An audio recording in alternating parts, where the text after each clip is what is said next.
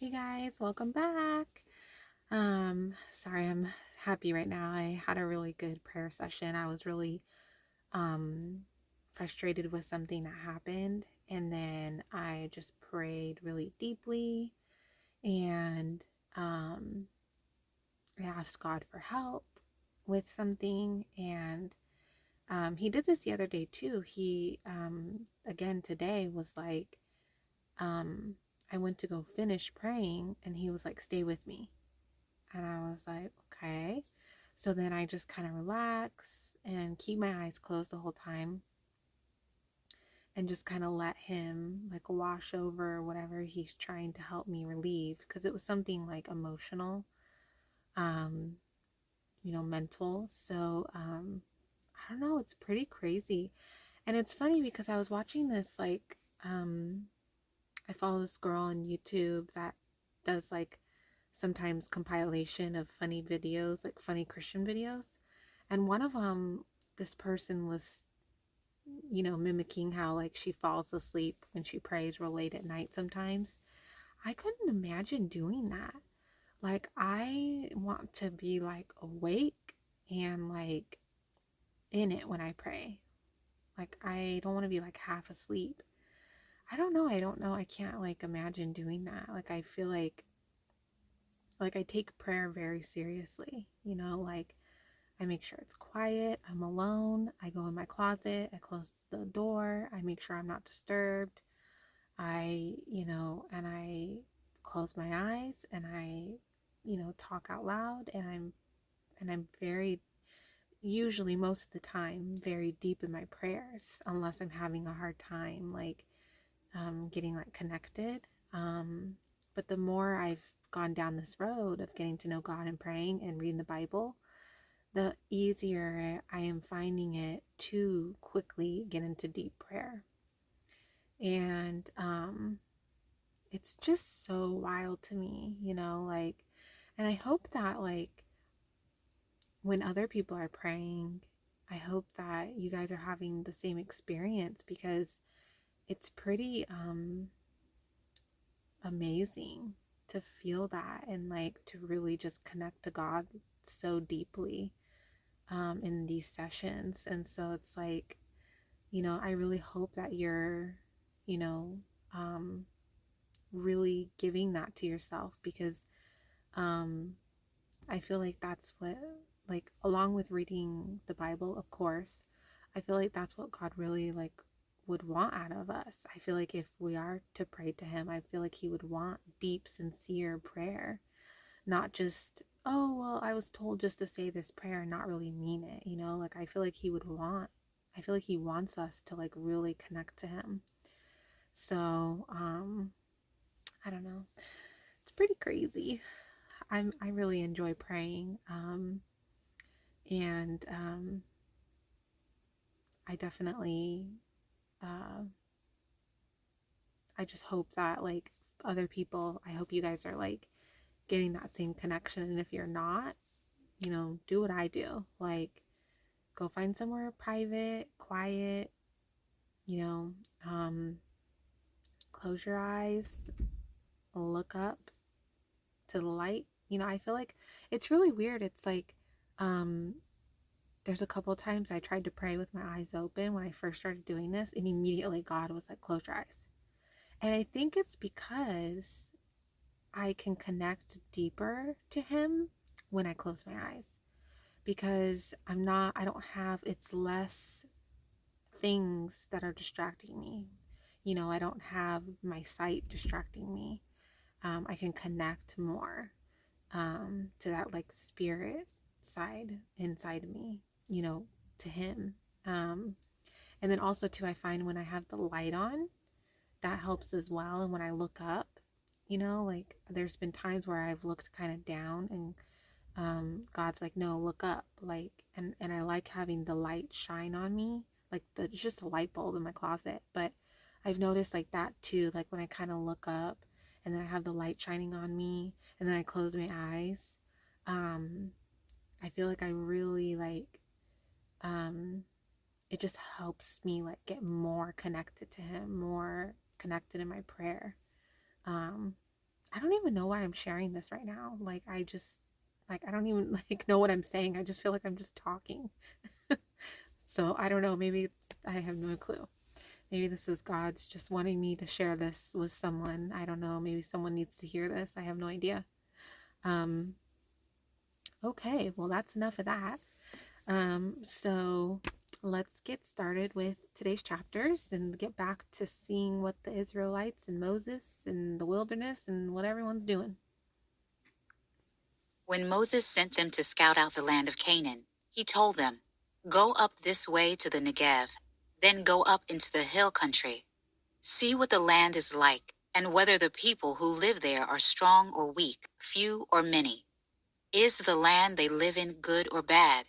Are the cities they live encampments or fortifications? Is the land fertile or unproductive? Are there trees in it or not? Be courageous. Bring back some fruit from the land." It was the season for the first ripe grapes.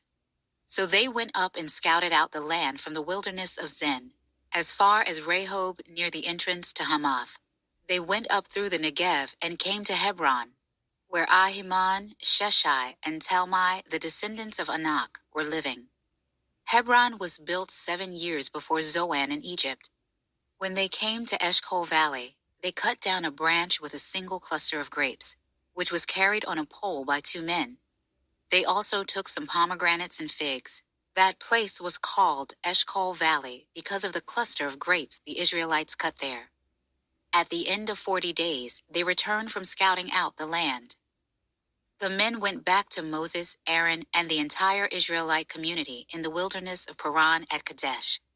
They brought back a report for them and the whole community, and they showed them the fruit of the land. They reported to Moses, "We went into the land where you sent us. Indeed, it is flowing with milk and honey, and here is some of its fruit. However, the people living in the land are strong, and the cities are large and fortified. We also saw the descendants of Anak there. The Amalekites are living in the land of the Negev. The Hethites, the Jebusites, and Amorites live in the hill country, and the Canaanites live by the sea and along the Jordan." Then Caleb quieted the people in the presence of Moses and said, "Let's go up now and take possession of the land because we can certainly conquer it." But the men who had gone up with him responded, "We can't attack the people because they are stronger than we are."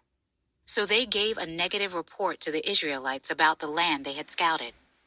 "The land we passed through to explore is one that devours its inhabitants, and all the people we saw in it are men of great size. We even saw the Nephilim there. The descendants of Anak come from the Nephilim. To ourselves we seemed like grasshoppers, and we must have seemed the same to them." Then the whole community broke into loud cries, and the people wept that night. All the Israelites complained about Moses and Aaron, and the whole community told them, "If only we had died in the land of Egypt, or if only we had died in the wilderness. Why is the Lord bringing us into this land to die by the sword? Our wives and children will become plunder. Wouldn't it be better for us to go back to Egypt?" So they said to one another, "Let's appoint a leader and go back to Egypt." Then Moses and Aaron fell face down in front of the whole assembly of the Israelite community. Joshua, son of Nun, and Caleb, son of Jephunneh, who were among those who scouted out the land, tore their clothes and said to the entire Israelite community, "The land we passed through and explored is an extremely good land. If the Lord is pleased with us, he will bring us into this land, a land flowing with milk and honey, and give it to us. Only don't rebel against the Lord, and don't be afraid of the people of the land, for we will devour them. Their protection has been removed from them, and the Lord is with us. Don't be afraid of them." While the whole community threatened to stone them, the glory of the Lord appeared to all the Israelites at the tent of meeting.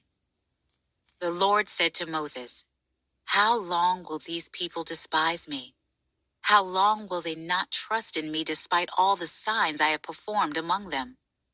I will strike them with a plague and destroy them. Then I will make you into a greater and mightier nation than they are." But Moses replied to the Lord, "The Egyptians will hear about it, for by your strength you brought up this people from them. They will tell it to the inhabitants of this land. They have heard that you, Lord, are among these people, how you, Lord, are seen face to face, how your cloud stands over them, and how you go before them in a pillar of cloud by day and in a pillar of fire by night. If you kill this people with a single blow, the nations that have heard of your fame will declare, since the Lord wasn't able to bring this people into the land he swore to give them, he has slaughtered them in the wilderness. So now, may my Lord's power be magnified just as you have spoken. The Lord is slow to anger and abounding in faithful love, forgiving iniquity and rebellion. But he will not leave the guilty unpunished, bringing the consequences of the father's iniquity on the children to the third and fourth generation. Please pardon the iniquity of this people, in keeping with the greatness of your faithful love, just as you have forgiven them from Egypt until now." The Lord responded, "I have pardoned them as you requested. Yet as I live and as the whole earth is filled with the Lord's glory, none of the men who have seen my glory and the signs I performed in Egypt and in the wilderness, and have tested me these 10 times and did not obey me, will ever see the land I swore to give their ancestors. None of those who have despised me will see it.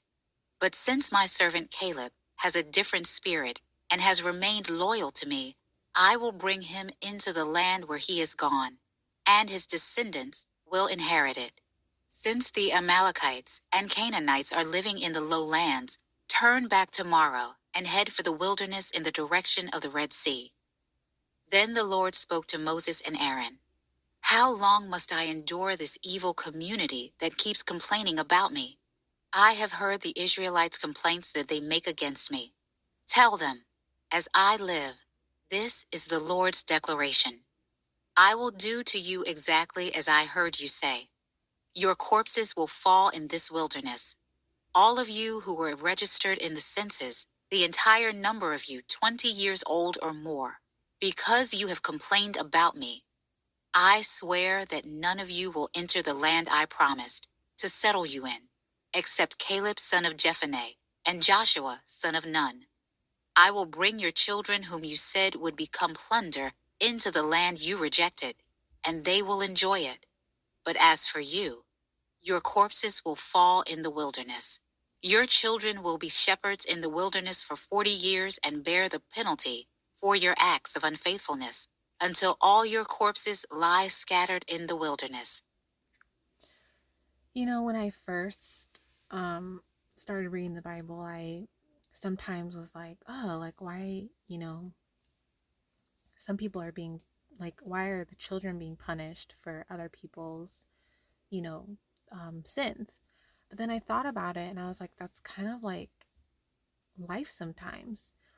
You might do something good or bad, and the consequence or the effect of what happens that you do doesn't always fall on you. Sometimes it falls on other people.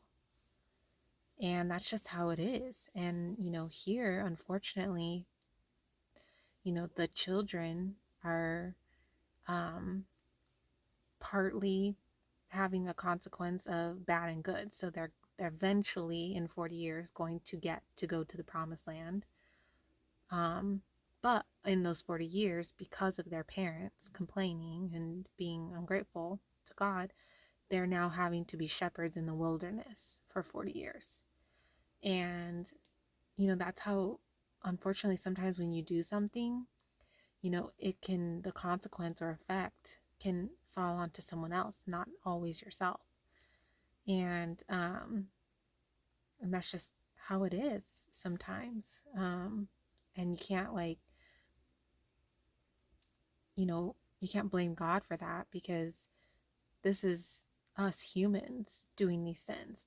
And this is us doing these sins and these things. And sometimes these consequences affect other humans. And sometimes your children are the other humans on the other end of that. So I don't know. It just sucks. But that's the way of life sometimes. It's what it means to be a human. You will bear the consequences of your iniquities 40 years, based on the number of the 40 days that you scouted the land, a year for each day. You will know my displeasure. I, the Lord, have spoken. I swear that I will do this to the entire evil community that has conspired against me. They will come to an end in the wilderness, and there they will die. So the men Moses sent to scout out the land, and who returned and incited the entire community to complain about him by spreading a negative report about the land, those men who spread the negative report about the land were struck down by the Lord. Only Joshua son of Nun and Caleb son of Jephunneh remained alive of those men who went to scout out the land. When Moses reported these words to all the Israelites, the people were overcome with grief. They got up early the next morning and went up the ridge of the hill country, saying, "Let's go to the place the Lord promised, for we were wrong." But Moses responded, "Why are you going against the Lord's command? It won't succeed. Don't go, because the Lord is not among you, and you will be defeated by your enemies. The Amalekites and Canaanites are right in front of you, and you will fall by the sword. The Lord won't be with you, since you have turned from following him." But they dared to go up the ridge of the hill country, even though the ark of the Lord's covenant and Moses did not leave the camp. Then the Amalekites and Canaanites who lived in that part of the hill country came down, attacked them, and routed them as far as Hormah. The Lord instructed Moses, "Speak to the Israelites and tell them, when you enter the land I am giving you to settle in, and you make a food offering to the Lord from the herd or flock, either a burnt offering or a sacrifice, to fulfill a vow, or as a freewill offering, or at your appointed festivals, to produce a pleasing aroma for the Lord. The one presenting his offering to the Lord is also to present a grain offering of 2 quarts of fine flour mixed with a quart of oil. Prepare a quart of wine as a drink offering with the burnt offering or sacrifice of each lamb.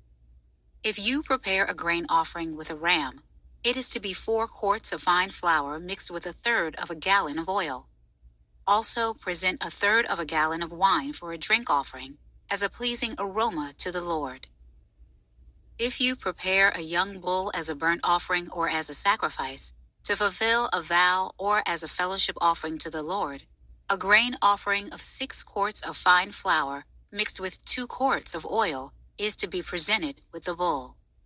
Also present 2 quarts of wine as a drink offering. It is a food offering, a pleasing aroma to the Lord. This is to be done for each ox, ram, lamb, or goat. This is how you are to prepare each of them, no matter how many.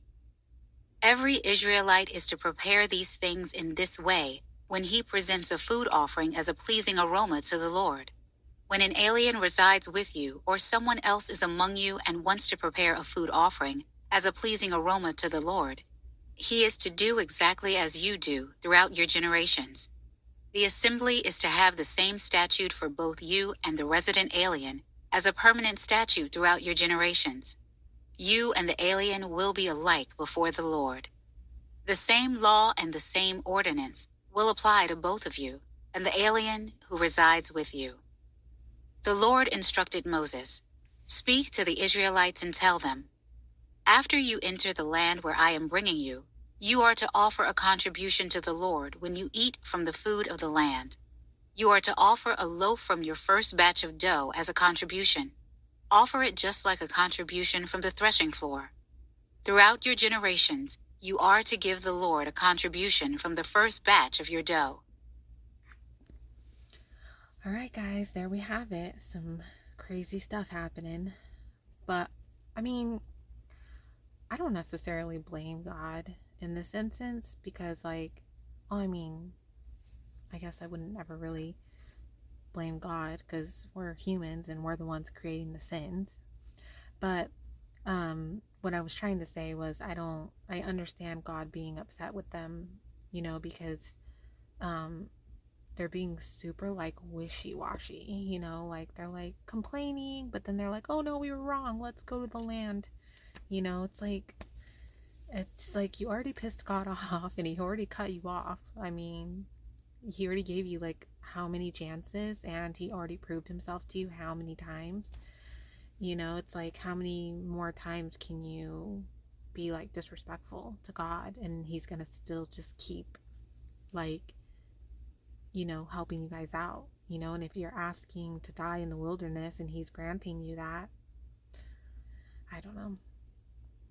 It's pretty crazy. I feel like um I feel like if you just like follow God and listen to him and you know, follow his guidance and connect with him and you know, trust what he's saying and have faith in him, I feel like you're gonna get that loving God who's gonna take care of you and like be there for you.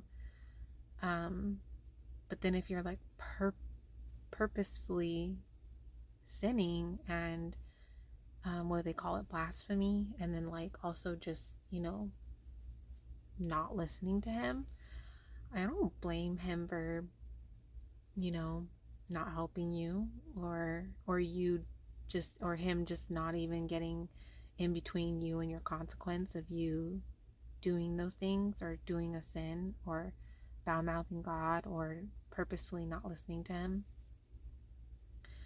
You know, like sometimes I have a hard time listening to God, but it's because I'm still trying to figure out what's him, what's the flesh, and what's like the demons. You know, like sometimes I still have trouble discerning which one's which. I mean, I'm getting better, but like, um, I'm not like actively like, I'm not gonna listen to you, God. Like, no, you know, like a child, you know, like I feel like that's like you deserve whatever consequences you're gonna get, you know? Like as a parent, like if I told my daughter, hey, the stove's really hot, do not touch it or you will burn your hand, and she looks at me and goes, well, I'm gonna touch it anyways, she's gonna burn her hand. Like, you know, like I'm not gonna like if I'm like, oh, I'm not close enough to stop you or whatever, you know, like I'm not gonna like purposely, maybe that was a bad analogy. I'm not gonna don't worry guys, I'm not gonna let my daughter burn her hand. But what I'm saying is like if I tell her, hey, like don't do something, you're gonna hurt yourself, or this is gonna happen, and she fully understands me, and then she actively goes and does that thing out of like complete just disregard for me, then I feel like you kind of like deserve the consequence of that, you know? Like, I mean, obviously, I'm going to try my best to not let my daughter, you know, like say I was standing right there and I could stop her from burning her hand and like grab her hand and stop her. Of course, I'm going to. But I feel like with God, it might be a little bit different though, because, you know, he's not physically here and he doesn't want to take our free will away. Um, like, I don't know. I hope you guys are getting what I'm saying because I feel like it's making sense in my head, but then when I'm saying it out loud, it's like not fully coming out. All I'm saying is that I understand why God's upset and I understand why he did what he did in these chapters today. That's all I'm saying. So that's that. All right, guys. Well, I will talk to you guys tomorrow. Good night.